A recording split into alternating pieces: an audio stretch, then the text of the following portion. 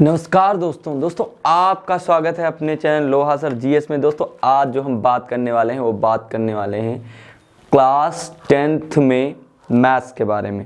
दोस्तों आज हम, क्योंकि अब आखिरी समय चल रहा है, एग्ज़ाम पास में आ गए हैं, 16 फरवरी से हमारे एग्ज़ाम हैं, तो हम हर चैप्टर से 20 से 25 क्वेश्चन आपको इम्पोर्टेंट कराएंगे। तो आज हमने चैप्टर लिया है फर्स्ट, और उसके जितने भी इम्पोर्टेंट क्वेश्चन है जो सन 2023 के एग्जाम में आपके आ सकते हैं, और हमने उन सभी कॉन्सेप्ट को उन सभी क्वेश्चनों में कवर किया है। तो अगर ये वीडियो या आने वाली सभी वीडियो में आप उनको अच्छे से देखेंगे और उनको जो क्वेश्चन कराएंगे उनको नोट करके सीख लेंगे, तो आपको मैथ सब्जेक्ट से डरने की कोई ज़रूरत नहीं है। क्योंकि ये देख सकते हैं आप, हमने उन सारे प्रश्नों को लिख लिया है, क्योंकि यही सारे प्रश्न आपके इंपॉर्टेंट हैं। तो कायदे से आप ये देख सकते हैं, इस साइड में आपको ये सारे प्रश्न हम जो है दिखा देंगे। तो ये देख सकते हैं आप, और ये देख सकते हैं, ये सारे प्रश्न हमने लिए हैं। चैप्टर 1 से सभी प्रश्न लिए गए हैं। तो चलिए हम अपने प्रश्नों को स्टार्ट करते हैं। और अगर आप चैनल पे नए हैं तो चैनल को आपको सब्सक्राइब करना है और वीडियो को लाइक कर देना है। तो चलिए फटाफट हम क्वेश्चन में ही कॉन्सेप्ट को कवर करेंगे, क्योंकि क्वेश्चन में अगर आप कॉन्सेप्ट को कवर करेंगे तो आपको याद रहेगा। चलिए ये देखते हैं। तो हमने दोस्तों क्वेश्चन लिख लिए हैं, तो हम पहला क्वेश्चन सॉल्व करेंगे, हल करेंगे। निम्न में से परिमेय संख्या है। तो भाइयों इसमें बताना है परिमेय संख्या। अच्छा, परिमेय और अपरिमेय संख्या का छोटा कॉन्सेप्ट आप इधर समझिए, यहाँ पे आपको समझाते हैं। देखिए, जो परिमेय होती है, परिमेय संख्या होती है, वो P/Q के रूप में लिखी जाती है, लेकिन कभी Q 0 नहीं होना चाहिए। समझ में आई? जैसे कि 1/2 हो गया, 1/3 हो गया, माइनस का 1/2 हो गया, या 0 आप लिख लीजिए। क्यों 0 ना हो? P 0 हो सकता है, P 0 हो सकता है, लेकिन Q कभी 0 नहीं होना चाहिए। और भी संख्याएं ले सकते हैं। और अपरिमेय संख्या क्या होती है? अपरिमेय संख्या भैया, तो दोस्तों जो अपरिमेय संख्या होती है, जितनी भी हमारी रूट में वैल्यू होंगी वो, और आपकी पाई, ये दो जितनी भी रूट से बाहर वैल्यू नहीं निकलती, मतलब जो रूट में ही वैल्यू रहेंगी वो, और पाई, ये दोनों अपरिमेय संख्याओं में आती हैं। अब आइए देखिए, 25 का अगर हम रूट निकालें, इधर देखिए, अगर हम 25 का रूट निकालें ऑप्शन से, ऑप्शन जो है आपके उनसे ही इसको हल करेंगे, तो 25 का अंडर रूट 5 निकलता है। तो अब देखिए ये 5 आ गया, और ये एक परिमेय संख्या होती है, तो यही ऑप्शन आप लगा दीजिए। 25 क्या हो जाएगी? अंडर रूट 25 जो हो जाएगी वो आपकी परिमेय संख्या हो जाएगी। अगला देखते हैं, देखा शांत दशमलव संख्या में व्यक्त हो सकने वाली परिमेय संख्या होगी। कह रहे शांत दशमलव में। तो दोस्तों जो शांत दशमलव होगा उसका जो कॉन्सेप्ट है वो क्या होता है कि पावर m,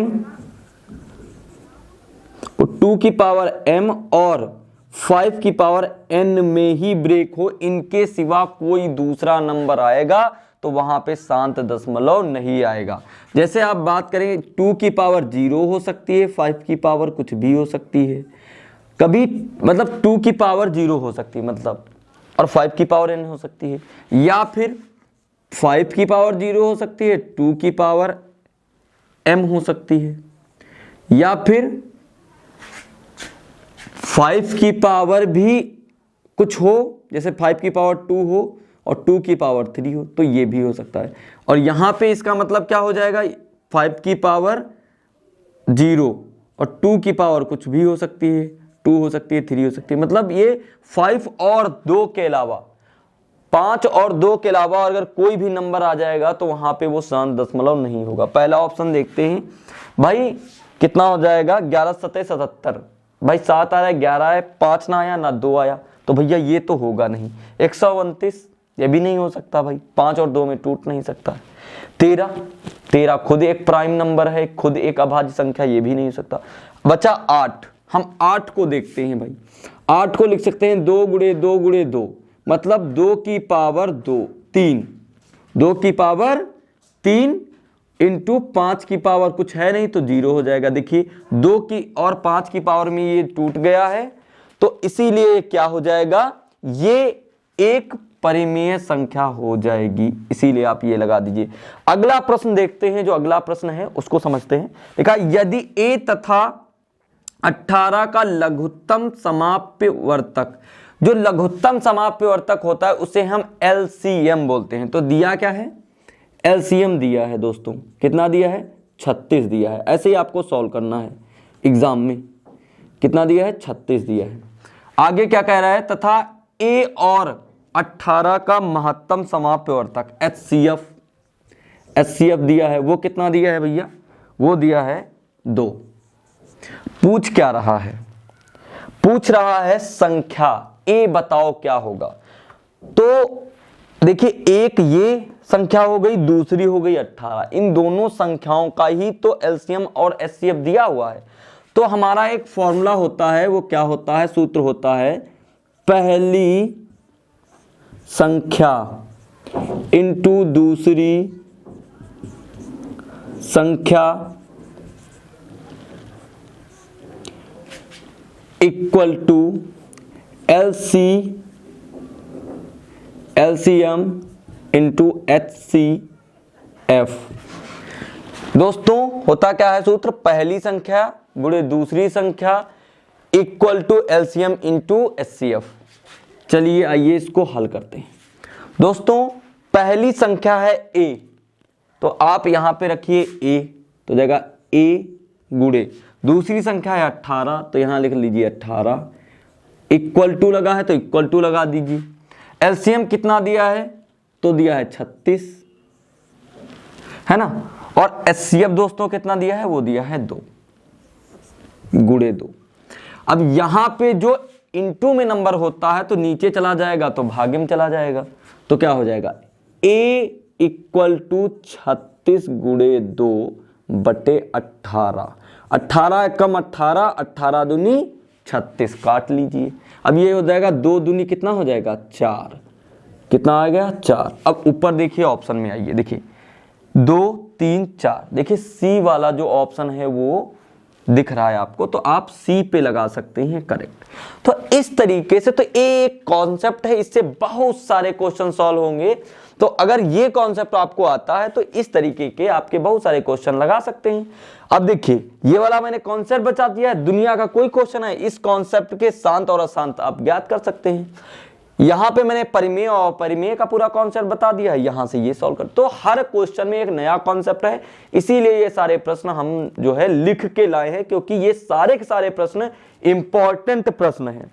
आगे देखते हैं, ये वाला आप देखिए, लिखा है 95 तथा 152 का महत्तम समाप्यवर्तक है। कह रहा है इसका और इसका महत्तम समाप्यवर्तक क्या होता है। दोस्तों एक विभाजिका प्रमेयिका होती है, क्या होती है, विभाजिका प्रमेयिका, जिसे कहते हैं यूक्लिड एल्गोरिथम। तो वो क्या होती है, वो होती है a equal to b q और प्लस आर। ये होती है यूक्लिड विभाजिका प्रमेय। इससे इसका हम HCF आसानी से निकाल सकते हैं। तो हम क्या करेंगे, इसको भाग देते रहेंगे जब तक जो है ये पूरा का पूरा कट ना जाए, R हमारा क्या हो जाए, 0 ना आ जाए। तो चलिए करते हैं, ये हो जाएगा, यहां से करिए आप 152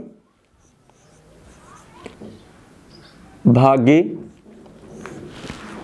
95, आप एक बार कर लीजिए तो हो जाएगा 95 कम 95, बचेगा कितना भाई, 12 में से 7 चला जाएगा, कितना बचेगा, 12 में से 7 जाएगा, 7 5 12 होता है, तो यहाँ 7 बचेगा।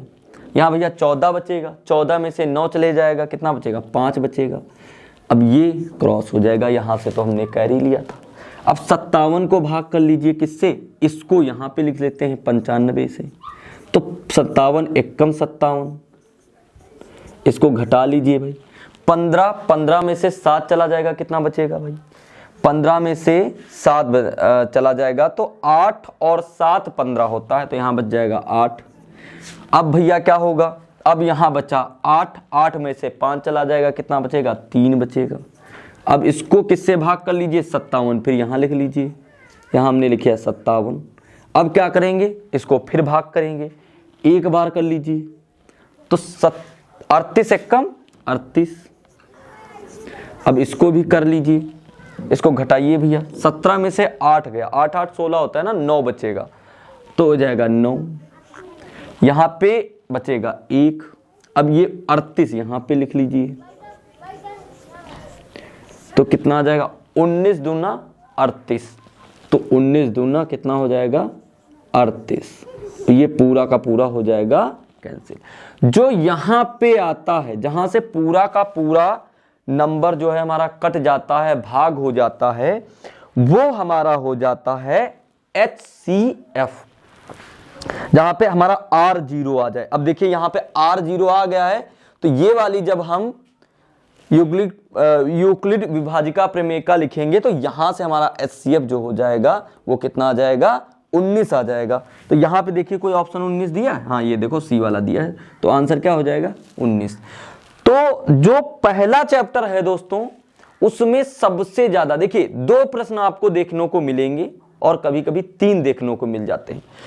तो हमने जो है अनसॉर्ट को पढ़ा, देखा, तो हमें यह समझ में आया है कि ऑप्शनल का ऑप्शन जो आपके ऑप्शनल क्वेश्चन आएंगे, बहुविकल्पीय प्रश्न आएंगे, उसमें आपको सबसे ज्यादा ये ऑप्शनल देखने को मिलेंगे। यहां से आपके 2 प्रश्न आ सकते हैं, एक आ सकता है, और एक आपका लघु उत्तरीय प्रश्न आ सकता है 2 नंबर का, मतलब 2 और 2 और 1 नंबर ऑप्शनल वाला, बहुविकल्पी वाला। तो 5 नंबर के इस चैप्टर से 5 नंबर के क्वेश्चन आएंगे।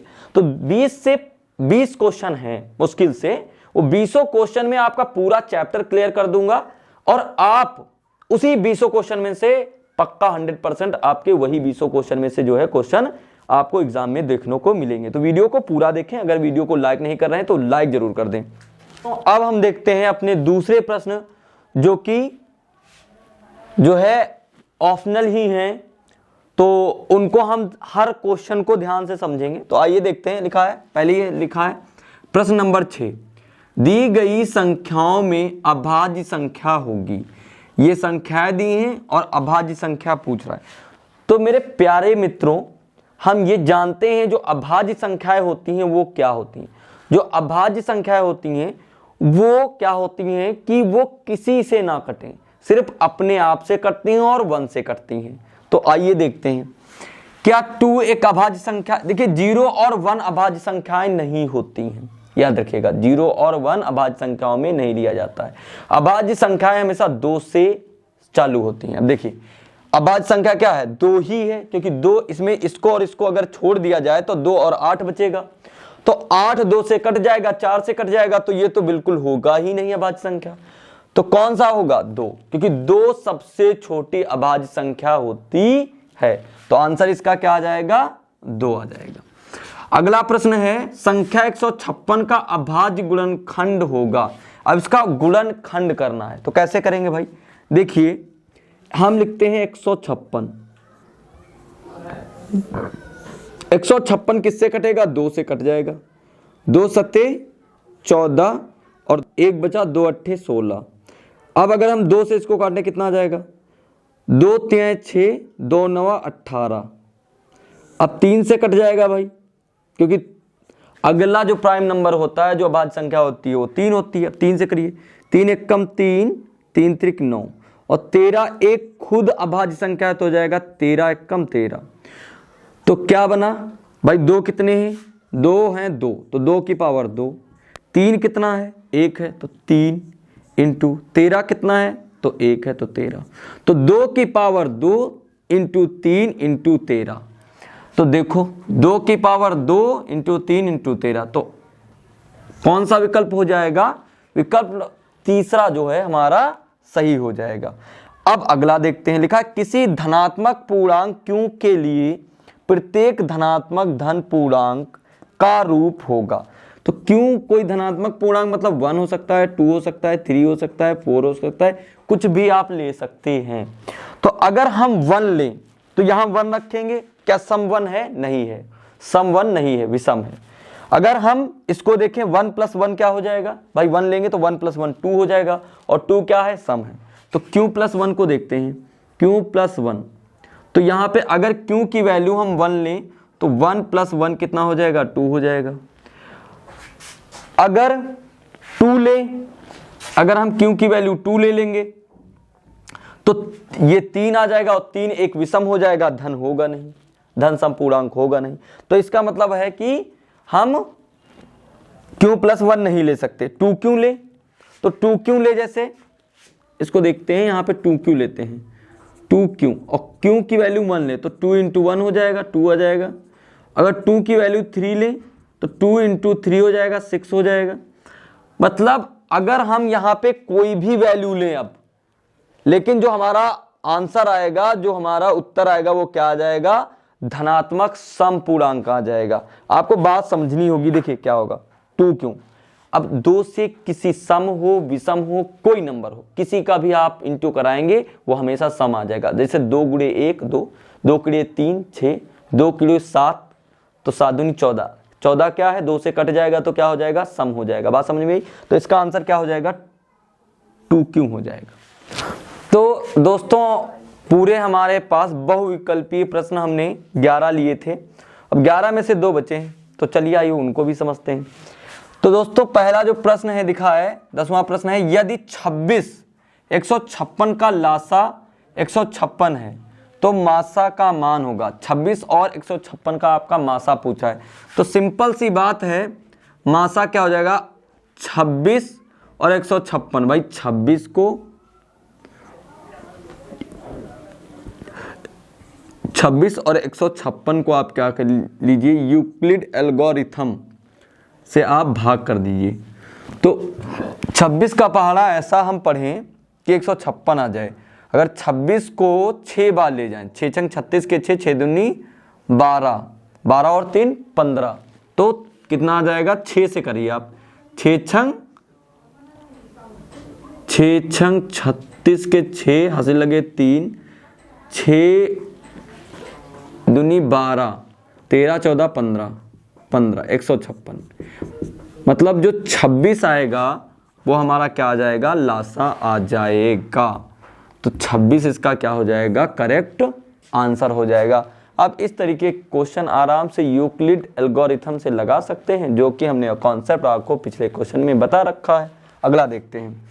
अगला है, दिया गया है लासा 132 और 288 का जो लासा है वो है 3168, मतलब 3168 है। तो इसको मान लीजिए पहली संख्या और ये आपकी हो जाएगी दूसरी संख्या। ठीक है, तो आप यहां देखिए, आपको पहली संख्या दी है इनटू दूसरी संख्या। फॉर्मूला क्या होता है? फॉर्मूला लगा लीजिए, दूसरी संख्या equal to LCM into HCF। भैया लासा गुणे मासा। पहली संख्या क्या है? 132, तो 132 लिख लीजिए। दूसरी संख्या क्या है? 288 लिख लीजिए। एलसीएम बता रहा है कितना है? 3168 है, तो 3168 यहाँ लिख लीजिए। पूछ क्या रहा है? मासा पूछ रहा है, मतलब HCF पूछ रहा है, तो यहाँ पे क्या लिख लीजिए? HCF। इसको यहाँ इंटू में है तो अपॉन में भेज दीजिए भैया, तो आ जाएगा 132 गुणे 288 और बटे 3168 इक्वल टू HCF। भैया अब करिए क्या, इसको 4 से काटते हैं, जरा 4 से काट के देखिए। 2 से काटिए पहले, 2 एकम 2, 2 पंचे 10, 2 अट्ठे 16 और 2 चौको 8। इसको 2 से काटिए, 2 छंग 12 और 2 छंग 12, 66 आया। अब इसको किससे काटिए? इसको 2 से और काट सकते हैं भाई, 2 छंग 12 और 2 छंग 12, 2 से और काट दीजिए। 2 सत्ते 14 और 2 9 18 और 2 9 18, 2 दूनी 4, इसको और काटिए 2 से, ये आ जाएगा 2 3 6, 2 3 6, 33 आ गया। अब इसको आप काटिए 2 से और इसको, अब इसको काटिए तो आ जाएगा 2 3 6 और 1 बचा, 2 9 18, 1 बचा, 2 6 12, इसको काटिए 2 1 कम 2, 2 चौको 8, 2 चौको 8। अब 12 से ज़रा काट के देखिए इसको, 12 का 12 और इसको 12 से काटिए, इसको पहले 12 से काटिए, 12 का 12, 12 दूनी 24, 12 हैं 36, बचा 3, फिर 12 हैं 36, इसको 12 से काटिए, 12 बराइयम 144 होता है, 12 1 कम 12 और यहाँ बचा 2, 12 दूनी 24, मतलब 12 आ जाएगा। अब 33 से 33 काट लीजिए तो आंसर आ गया यहाँ पे कितना आ जाएगा 12। तो HCF जो हमारा हो जाएगा HCF वो कितना आ जाएगा दोस्तों 12 आ जाएगा। अब देखिए इसमें ऑप्शन में कहीं 12 दिया है, हाँ ऑप्शन नंबर चौथा जो है वो 12 दिया है। तो इस तरीके से हम अपने प्रश्नों को हल करेंगे। तो ये सारे के सारे ऑप्शनल के प्रश्न खत्म होते हैं और यहीं से अब हम लगाएंगे अपने लघु उत्तरीय प्रश्न जो कि 2 नंबर के आते हैं आपके। ये सभी के सभी 1 नंबर के आएंगे और जो अभी बताने जा रहे हैं वो 2 नंबर के आएंगे और काफ़ी ज़्यादा इम्पोर्टेंट है। तो दोस्तों अब हम जो समझेंगे वो समझेंगे लघु उत्तरीय प्रश्न जो 2 नंबर में आते हैं। तो उनको हम समझते हैं किस तरीके के होते हैं और कैसे हम लगाते हैं। जो पहला प्रश्न है वह अभाज्य गुणनखंड विधि द्वारा 96 और 404 का HCF और LCM ज्ञात कीजिए। तो दोस्तों अभाज्य गुणनखंड विधि क्या होती है, इनका अलग अलग आप सबसे पहले फैक्टर कर लीजिए, है ना, जो है फैक्टर करिए, ठीक है। तो हो जाएगा 96 और 404, इसका अलग अलग करना है। देखिए 96 का हम करेंगे तो कितना आ जाएगा, 2 से काटेंगे तो आ जाएगा 2 चौको 8, 1 बचा, 2 अट्ठे 16 हो जाएगा। फिर 2 से काटिए, 2 दूनी 4, 2 चौको 8, फिर 2 से काटिए, 2 एकम 2 और 2 दूनी कितना हो जाएगा 4 हो जाएगा।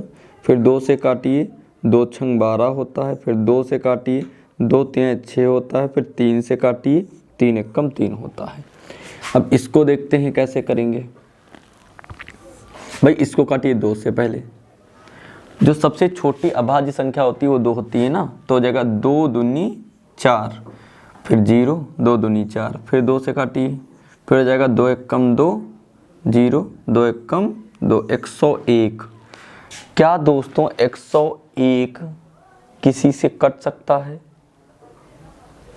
सोचिए, तो 101 किसी से कट सकता है। अगर हम 2 से काटे कटेगा नहीं, 3 से काटे तो 3 त्रिक 9, 1 बचा, 11 हो गया, नहीं कटेगा। 4 से भी नहीं कटेगा, 5 से, 6 से, 7 से, 8 से, 9 से, 10 से, 11 से, 12 से, 13 से, 14 से, 15 से, 16 से, 17 से, 17, 18, 19, 20, 21, 22, 23, 24, 25, 26, 27, 28, 31 नहीं कटेगा, किसी से भी नहीं कटेगा। तो हो जाएगा 101 एकम 101। तो इसका जो गुणनखंड हो जाएगा, है ना, अगर हम प्राइम फैक्टर की बात करें या अभाज्य गुणनखंड की बात करें, अभाज्य गुणनखंड जो इसका हो जाएगा वो क्या हो जाएगा भाई, 2 गुणे 2 गुणे 2 गुणे 2, 1 2 3 4 5, 3 4 और ये 5 इंटू 3। और इसका जो अभाज्य गुणनखंड हो जाएगा वो क्या हो जाएगा, वो हो जाएगा अभाज्य गुणनखंड, वो क्या हो जाएगा 2 गुणे 2 गुणे 101। अब देखिए LCM कैसे निकालते हैं वो देखिए। जो LCM निकालेंगे भाई, कॉमन इसमें देख लीजिए कौन कौन से, ये 2 2 और 2 2, तो इन दोनों में से कोई एक ले लीजिए। तो हमने लिख लिया 2 इंटू 2। अब बचा क्या, ये भी और लिख लीजिए, जो और 2 बच्चे हैं वो भी, मतलब 1 2 3 और 2 लिख लीजिए यहाँ पे, 1 2 और 3। और क्या बचा, ये 3 बचा तो 3 लिख लीजिए, और फिर कितना बचा 101 बचा तो 101 लिख लीजिए। अब इन सबको आप मल्टीप्लाई कर लीजिए।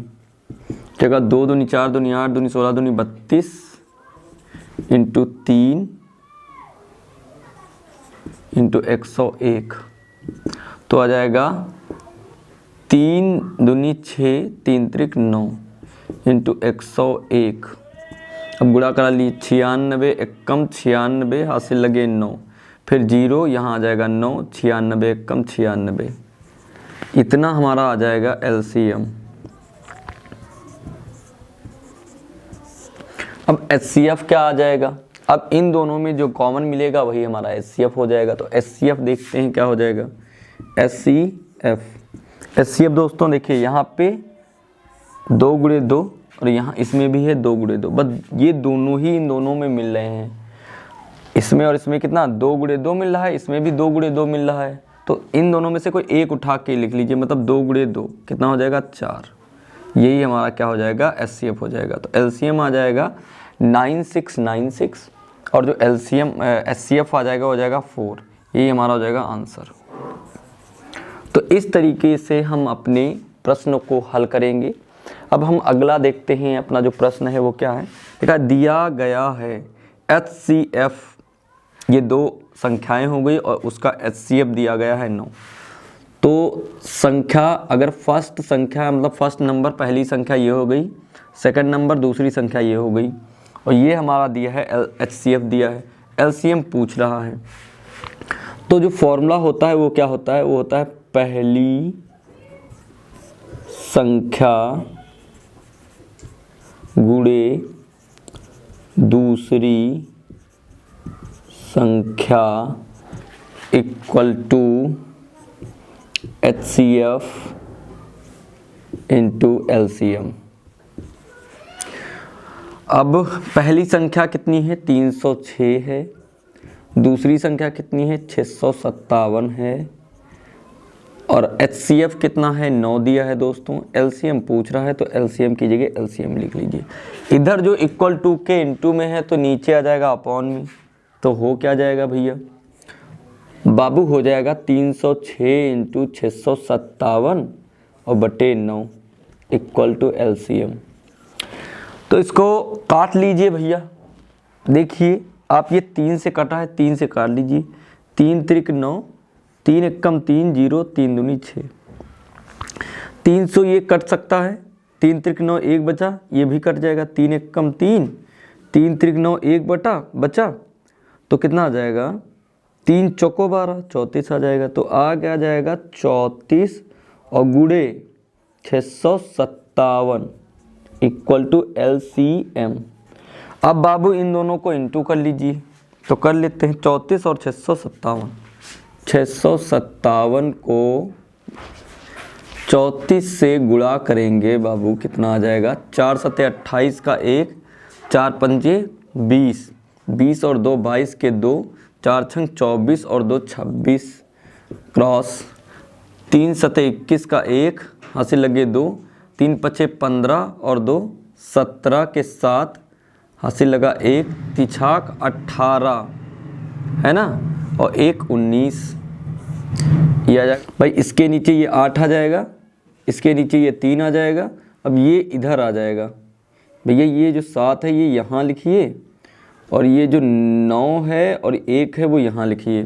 तो आ जाएगा 7 और 6 6 12 1 13 के 3, हासिल लगा 1, 9 2 11 1 12 के 2, और हासिल लगा 1 और 2, कितना आ जाएगा 22 33 और 8। दोस्तों अब हम उन प्रश्नों के बारे में बात करेंगे जो कि यूपी बोर्ड एग्जाम में ज़रूर पूछे जाते हैं। तो चलिए उन प्रश्नों को देखते हैं। दोस्तों लिखा है सिद्ध कीजिए कि 3 रूट 2 एक परिमेय संख्या है, अपरिमेय संख्या है, अपरिमेय संख्या है। तो सबसे पहले दोस्तों इनको हम मानेंगे परिमेय संख्या। क्या मानेंगे, माना, लिखेंगे माना 3 रूट 2 एक परिमेय संख्या है। जब हमने इसको परिमेय संख्या मान लिया है तो इसको हम परिमेय संख्या के रूप में कैसे लिख सकते हैं, तो इसलिए हम कैसे लिखेंगे इसको 3 root 2 equal to a upon b लिखेंगे। इसके बाद लिखेंगे जहां a और b एक पूर्णांक है और सह अभाज्य संख्या है और सह अभाज्य संख्या है। मतलब सह अभाज्य संख्या दोस्तों क्या होती हैं, जिनका जो HCF हो वो एक हो, है ना।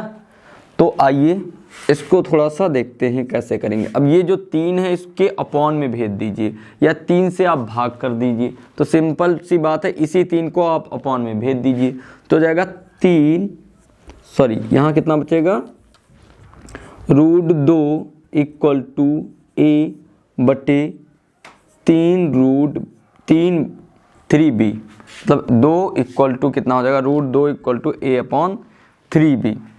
अब हम इसके बाद क्या लिखेंगे, देखिए a और b a और b धन पूर्णांक है, तो लिखेंगे a, b धन पूर्णांक हैं, इसलिए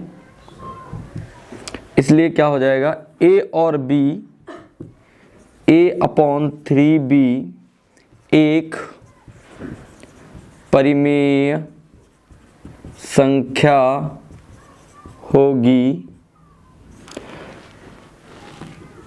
तथा इसी तरीके से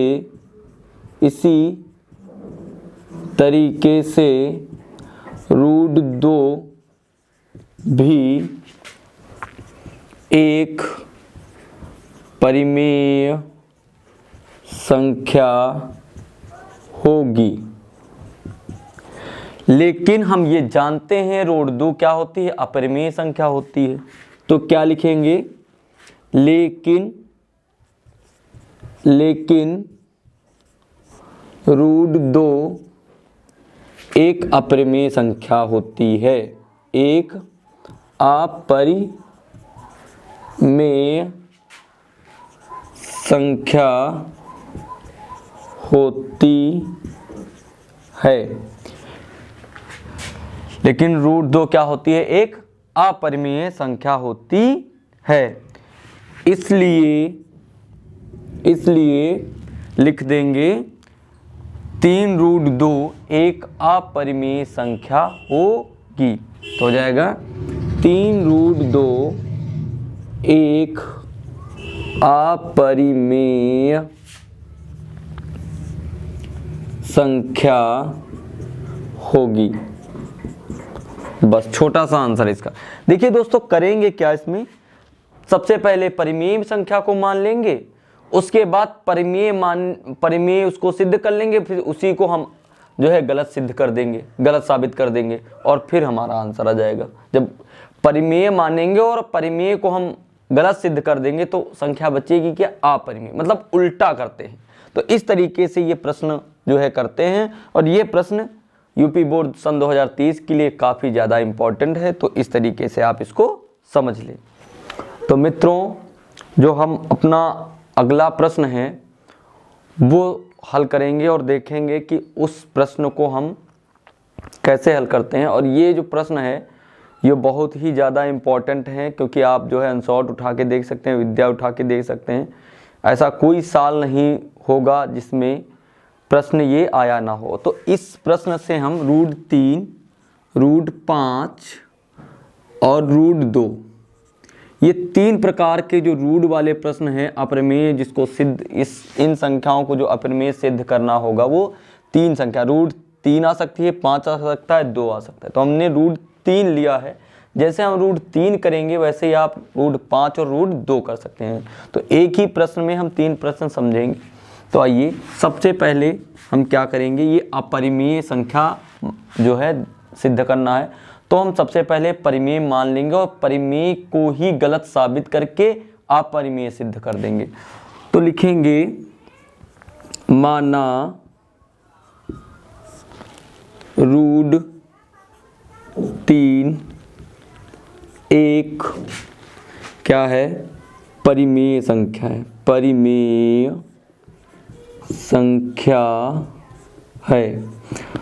दोस्तों अगर रूट 3 एक परिमेय संख्या है तो इसको लिख कैसे सकते हैं, इसलिए रूट 3 इक्वल टू ए और अपॉन बी इसको लिख सकते हैं, जहां लिखेंगे a कॉमा बी एक सह अभाज्य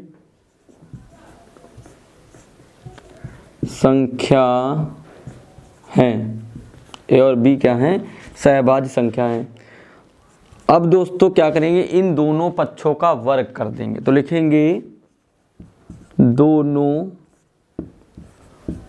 पक्षों का वर्ग करने पर, अब इसका और इसका वर्ग कर दीजिए तो हो जाएगा हमारा root 3 equal to a upon b का, इधर बी स्क्वायर लगा दीजिए, इधर बी स्क्वायर लगा दीजिए, तो जगह ये आ जाएगा 3 equal to a square upon b square.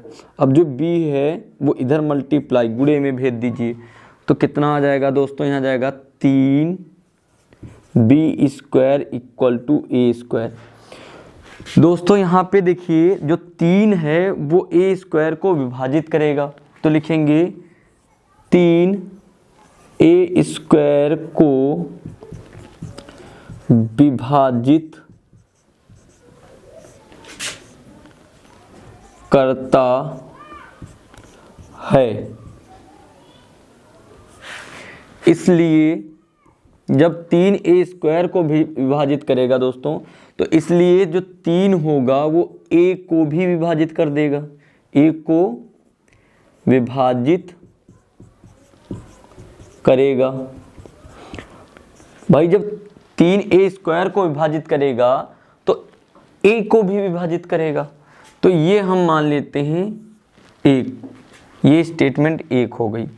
अब दोस्तों हम क्या करेंगे कि जो हम ए स्क्वायर है उसको हम क्या मान लेंगे, अब हम ए स्क्वायर को मान लेंगे 3c, है ना, ए स्क्वायर को हम मान लेंगे 3c। तो अब क्या करेंगे कि जहाँ पे ए स्क्वायर है वहाँ पे हम, जहाँ c एक धन पूर्णांक है, ये लिख लेंगे भाई, c लिख लेंगे यहाँ पे, जहाँ c एक धन पूर्णांक है, ठीक है। तो अब ए स्क्वायर की जगह हम 3c रखेंगे, तो जगह 3b square equal to a square की जगह 3c रखो, 3c का स्क्वायर। तो दोस्तों क्या हो जाएगा, 3b स्क्वायर इक्वल टू हो जाएगा 9c स्क्वायर, क्या हो जाएगा 9c स्क्वायर। अब 3 एक कम 3, 3 त्रिक 9, तो कितना आ जाएगा दोस्तों b square equal to 3c square. अब क्या होगा कि जो 3 होगा वो b स्क्वायर को भी विभाजित करेगा, तो क्या लिखेंगे प्रिय मित्रों, लिखेंगे हम b स्क्वायर इक्वल टू दिया है 3c स्क्वायर, तो इसका मतलब ये है कि जो 3 होगा वो किसको, b स्क्वायर को विभाजित करेगा,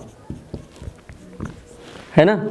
तो अगर 3 बी स्क्वायर को विभाजित कर रहा है तो b को भी विभाजित करेगा, तो लिखेंगे 3 b को भी विभाजित करेगा।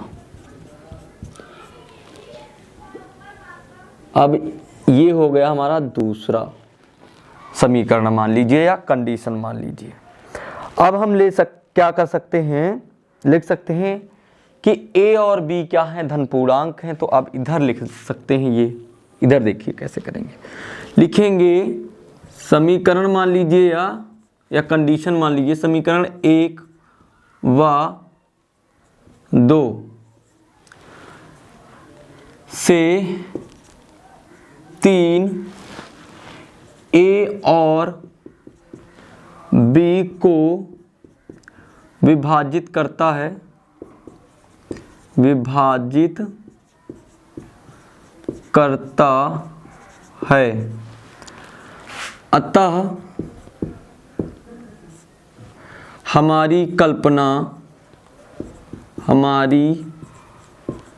कल्पना गलत सिद्ध होती है।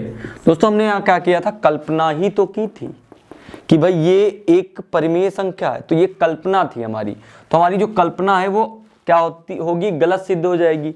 जब हमारी कल्पना गलत सिद्ध हो जाएगी तो लिख सकते हैं कि √3 एक अपरिमेय संख्या है। यहाँ पे अतः लगा लीजिए आप, तो अतः क्या हो जाएगा, अतः √3 एक अपरिमेय संख्या है। तो इस तरीके से दोस्तों हम अपने प्रश्न को हल करेंगे और ये प्रश्न काफ़ी इंपॉर्टेंट हैं, काफ़ी ज़्यादा बार पूछे जाते हैं। तो दोस्तों देखिए, इससे आप कितने क्वेश्चन लगा सकते हैं, आप 3, √5, √2 ये सारे क्वेश्चन लगा सकते हैं। और ये और ये इन तीनों क्वेश्चन जो हैं वो हर बार एग्जाम में भर पूछे जाते हैं, तो प्लीज़ इन क्वेश्चनों को ध्यान से समझें। तो दोस्तों एक प्रश्न हमने आपके लिए रखा है और ये जो प्रश्न है ये आप अपने घर से लगा के लाइएगा। देखिए एक प्रश्न है, हमने 3 प्रश्न उससे बनाए हैं, 6 + √2, 2 + √3, 2 - √3। एक प्रश्न आप इससे लगा लीजिएगा और सारे के सारे इसी तरीके के प्रश्न आपके हो जाएंगे। तो दोस्तों हमने जितने भी प्रश्न इंपॉर्टेंट थे, एग्जाम में आने वाले हैं, उन सभी प्रश्नों के बारे में, उन सभी कॉन्सेप्ट के बारे में आपको समझा दिया है। तो प्लीज़ दोस्तों इस वीडियो के ज़्यादा से ज़्यादा शेयर करें और अपने यार दोस्तों के पास उनको बताएं कि हाँ कोई लोहा सर GS के नाम से उनका चैनल है, उनको सब्सक्राइब करें। और दोस्तों अगर आप सपोर्ट नहीं करेंगे तो हम कैसे आगे बढ़ेंगे, सोचिए ज़रा। तो प्लीज़ हमें सपोर्ट करें और वीडियो देखने के लिए धन्यवाद, और मिलते हैं दूसरे चैप्टर के साथ इम्पॉर्टेंट प्रश्नों के।